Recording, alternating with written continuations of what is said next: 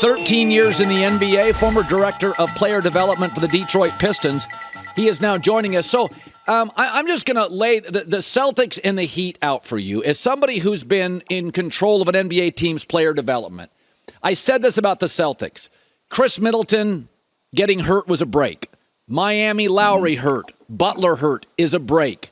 Philadelphia, Brooklyn, a little bit of a chemistry mess. This is the year for Boston, to me, Quentin, to make the run. If they can't win this series, do you start looking inside the organization saying, listen, we like all of our young guys, but we have hit a ceiling here with Jalen and Marcus and Tatum and Williams. What do you do if they lose this series to rickety, older, injured Miami? I don't do anything drastic, man. I feel like this is really their first run at it under Coach Ime Udoka and his leadership and the new coaching staff and everything going the way that they're doing things. So if I'm them, win, lose, or draw, I'm right back at it next year. You know, you try and obviously tinker with things and make things better, but I don't mess with Tatum and Brown and the core guys. I try and add to it. Okay, so now let's pivot to the Mavericks. There's a lot of talk, Quentin, about what to bring with Luka. And listen, his usage rate is really high. So he's not going to work with everybody. You can't get him another high usage rate guy. It's going to be the right complement of player. Like the other day, Joy and I talked about Donovan Mitchell. And I'm like, Donovan plays defense. I think his Utah thing, they may be moving on. Rudy Gobert gets mentioned. He's a great defender. Is either one of those Utah guys, to you, interesting with Luka? I think Rudy Gobert would be interesting with him, not Donovan, because like you said, they both have high usage rates. I feel like Donovan needs the ball, not as much as Luka, but he needs it a lot more than he would get it playing with Luka. But I think Rudy could fit because obviously he's a defensive big. They lacking in the paint as far as like a true big that can, you know, protect the paint, protect the rim, and go get rebounds. But I think, you know, Rudy is a big that doesn't necessarily need post-ups. He's a good guy who can pick and roll. He's a good lob threat at the rim. And then, like you say, he's going to be that lockdown defender in the paint, three-time defensive player of the year. I mean, I think he would fit great with Dallas. Does it bother you that Luka doesn't come in shape and doesn't give a great effort consistently on the defensive end?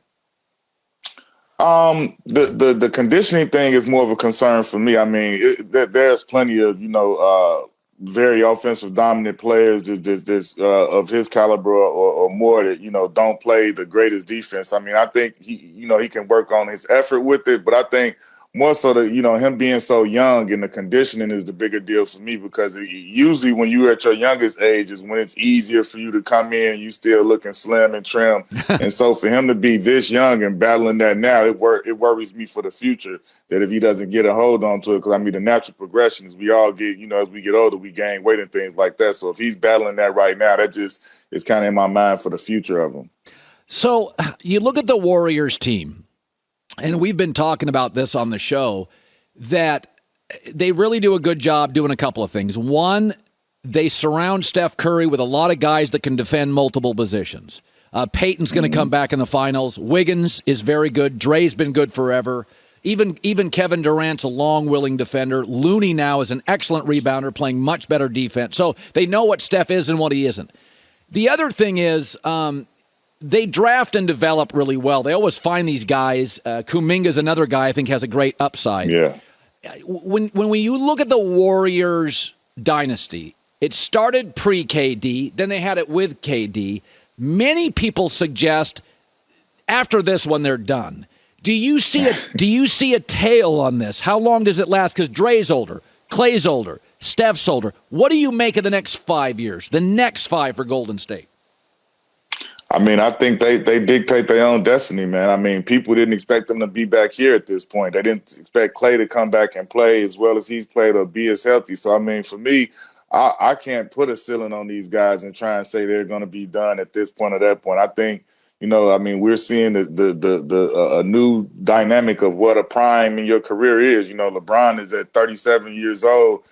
17, 18 seasons still going strong. So, I mean, I can't discount and say that these guys are going to be done because, I mean, the way that Steph plays, the way that Clay plays, Draymond, they don't really rely on some dynamic athletic ability. I mean, Steph is the greatest shooter. Clay is probably the next best or one of the top best shooters ever. So, I mean, they rely heavily on their shooting ability. So I think with that being said, and the way that they play selfless and they really play team basketball, it allows them to go into, I don't know when it's going to be over, but I mean, I wouldn't just say that it's going to be over like in the next 3 to 4 years, because I feel like they still got a long time and a lot of basketball left in them.